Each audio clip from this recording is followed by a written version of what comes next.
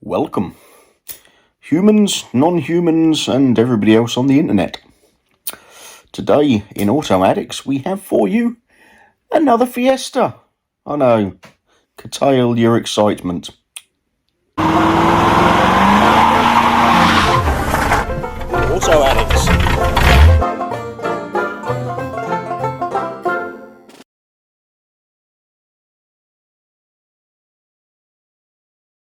So it's Fiesta time. This is 2019. It's a Mark 7, 7th generation Fiesta. You can tell different lights, slightly more, I don't know, surprised look to the front grille rather than the more aggressive you used to have, but you know, still not bad look. 2017 the 3rd gen came out, which is obviously a 5-door hatch. It's the 14 or 1500cc common rail diesel. Rear lights are, I'm not sure actually, I think I preferred the previous shape rear lights, but it's a different look. 96 grams per kilometre, tax band A, 85 horsepower, 159 pound-feet of torque, 0 to 60 11.9, standing quarter 18.5, top speed of 110, and it should do 52 mpg. So there's the stats for you. So what about a car? Yeah, it is what it is. It's a modern Fiesta. You've seen them everywhere. They don't stand out. Inside, well, this is a basic spec. So you've got keep fit rear windows, and not a lot else really, apart from a dirty seat, because this is a pool vehicle from work, because my Renault yet again is wrong. But anyway, in the front, in the driving seat, where you spend most of your time, what do we got? We have got a leather wrapped steering wheel. Oh, very posh. All your usual bits and bobs on the steering wheel. We've got automatic headlights and front and rear fogs, electric front windows. As I said, you've got the keep fit in the rear, your various wiper bits and bobs. Bizarrely with Fords, you have to now seem to tell them how many passengers you've got, because yeah, a bizarre thing is this massive button on the end of that stalk. You think it would be cruise control. No, it's lane keep on or off. Why you need a big button for that one function, I'm not sure. But anyway, we have the usual tablet stuck to the dashboard, which I really wish manufacturers would stop doing.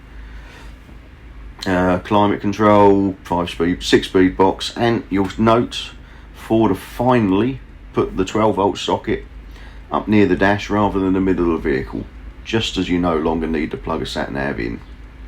Thanks, Ford. So it's obviously the sync system like Fords have. You've got a cup holder for the rear passengers with the USB input, so your kids can annoy you with plugging their music in. You've got this horrible piano black that manufacturers seem to use now. Why? Don't know. And manufacturers, take note, somewhere to put your sunglasses. More need to do that. This is something else manufacturers really need to take note of. There is nothing more annoying than a dark lane at night and you can't turn your screen off without losing your sat nav. To be able to listen to your sat nav but turn your screen off, manufacturers, take note. Ford do it, why can't the rest of you? But anyway, so driving the little Fiesta. Obviously I've done a couple of reviews of Fiestas before, previous models, a van and a hatchback I think, and but this obviously newer model, much better equipped. We've got, as I showed a little while ago, we've got these funny little screen things that stick up, which I really don't like on modern cars. I just think they look weird, like someone's suddenly thought, oh, we forgot the touchscreen, let's just stick it to the dash. Don't like this. This has got lane assist, some sort of driver assist, which I don't know, I haven't turned on. But is the essence of the old Fiesta still there? Is it still fun to drive? That's the main thing. Well, it's still got a lovely gearbox. The steering, still nice.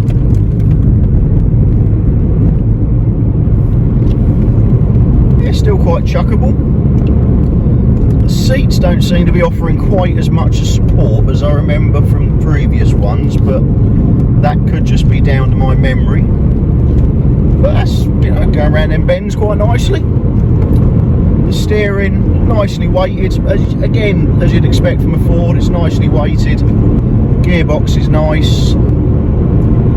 Perhaps a little bit further away than I would like, but you know, each their own as far as that goes. Ooh, the brakes are quite sharp, which is lucky for that pheasant, really.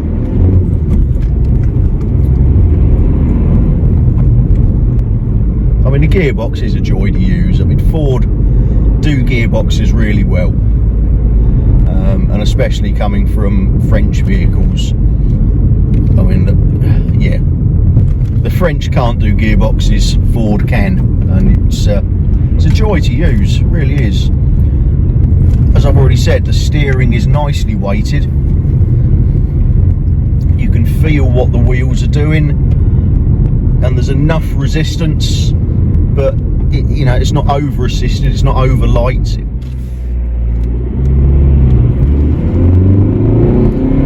So, picking up speed here. It's not fast, but soon up to the 50-mile-an-hour speed limit on this road.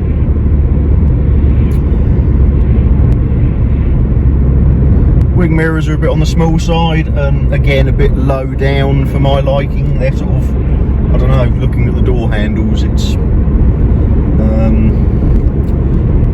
again, like, you've got this same as the previous one, really, this A-pillar that seems to sort of come right up and round, and it's an annoying feature with the silly little window down in the front there that does no good. I can't, you can sort of see a little bit out of the passenger side, I can't see it on the driver's side. It's just a massive blind spot there. You know, you're talking, what, a foot of blind spot on the base of that A-pillar. It's a very bizarre design, which I wish Ford would stop. But yeah, so I mean, you know, obviously I'm not going to take the turning I wanted. Again, I don't like the cup holder placement. Ford, again, they make lovely gearboxes, but their cup holder placement is atrocious. Sorry, you appear to be now being dazzled by the shining lights that is not me. Oh, there I am. Hello. I don't like the infotainment system. It wouldn't be quite so bad if it was just slightly angled towards me, but I don't like the way they're just plonked on top here, and it's just there. I know, it's just, no, I just don't like it. Don't like it at all. I don't like it. Yeah, the pedals are nicely spaced. I know I go on about it a lot in videos, but I like to be able to heel toe lip on the downshift, rev match on the downshift, and some cars that obviously there's various ways of doing it, I suppose, but some cars I really struggle the way I do it, sort of half a foot on, blah blah blah. But again, pedals are nicely spaced for that. Again, something Ford do well. I like on Fords, they seem to have the display in the middle here that gives you all the information you want. So you've got your mileage, you've got your average MPG, your instant MPG, the miles you've covered and the miles till you run out of fuel. You've got 2 trip computers, so you can have a daily one and an individual trip one, or a monthly one and a daily one, or however you want to work it. I do like that feature, especially as a company car driver,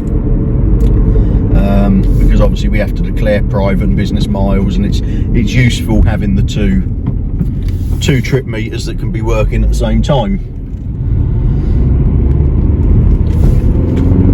On top of the infotainment system looking like someone's just stuck a, you know, blue tacked a cheap tablet to the dashboard,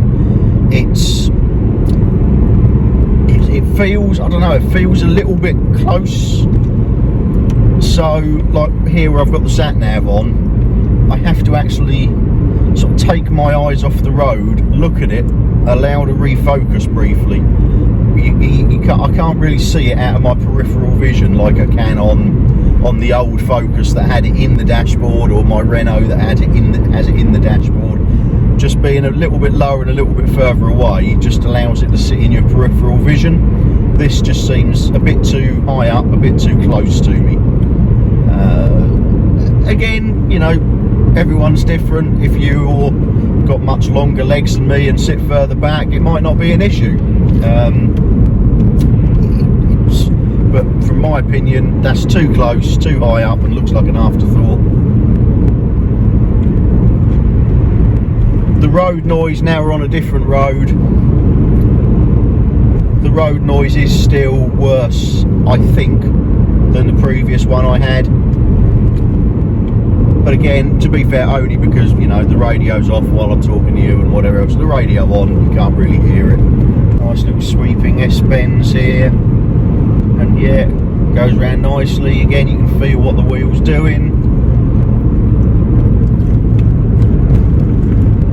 Perhaps slightly skittish there, just as a caught bump. Probably, as I said, down to the short wheelbase. Yeah, maybe the tyres might need a bit of pumping up. I'm not sure. They're yeah, definitely a bit. Yeah.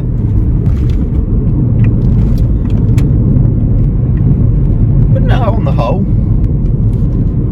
not too bad at all.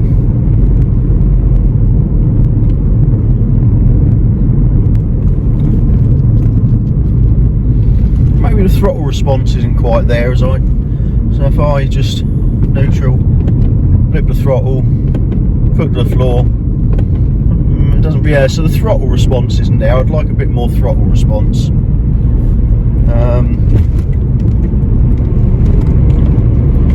Yeah, perhaps just a bit bouncy there. So yeah, I mean, you know, this has done nearly 45,000 miles.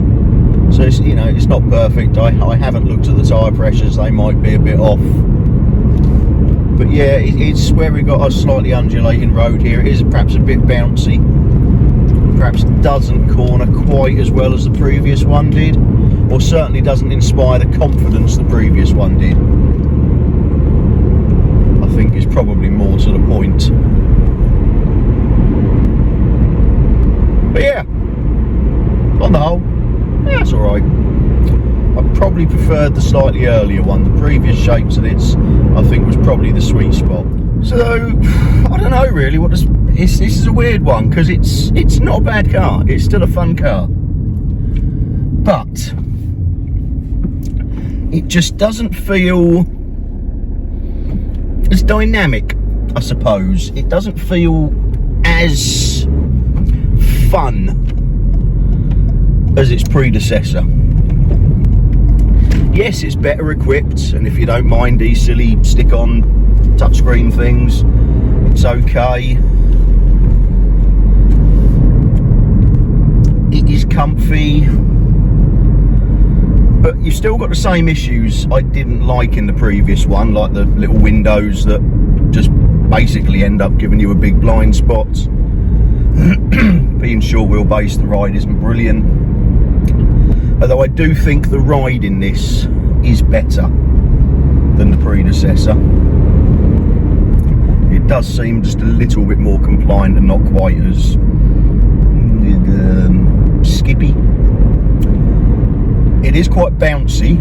You get a sort of gentle undulation in the road. It does get a bit bouncy. The suspension is perhaps a bit softer there, and that may be the big difference between this one and its the predecessor.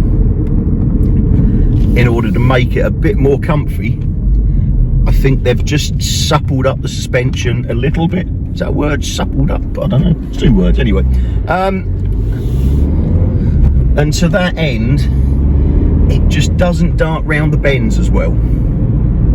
There's more body roll, more lean. It's not as confidence inspiring as its predecessor. For an everyday car, for what it's really is, what people generally buy it for, it is probably a better car than its predecessor. Can't take that away from it. It's more comfortable, it's better equipped. Yeah, it's just as cramped as the previous one, but you know, it's a small car.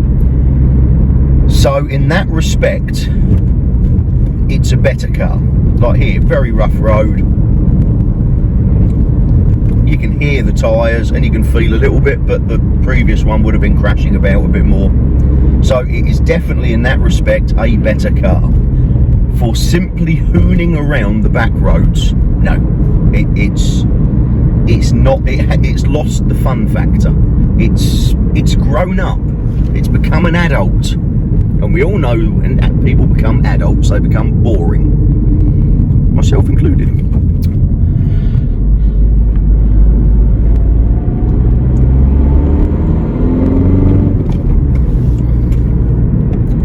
And this car has come of age.